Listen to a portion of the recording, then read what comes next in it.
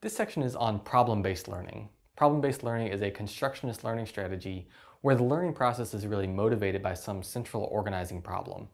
Now, when we say problem here, we're not really talking about something small like a little math problem. We're talking about something a little bit bigger and a little bit more open-ended.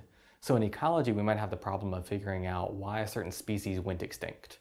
Or in medicine, we might have the problem of, given some symptoms and given some family history, let's diagnose this patient. So there are these central motivating problems behind the learning process. The power of problem-based learning is that it really teaches students at two different levels. On the one hand, it teaches them the content knowledge that they need to know. To diagnose that disease, you would need to know a list of diseases and you would need to know which symptoms correspond to which diseases. So there's content knowledge at play.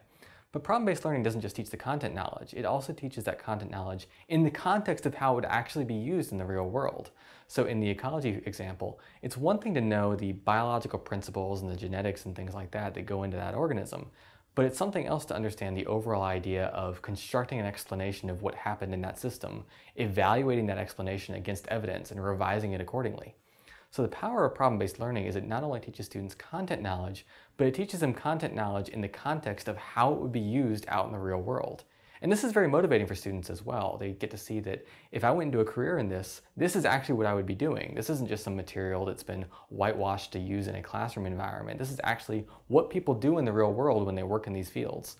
So it's a great way of motivating learning, and it's also a great way of teaching.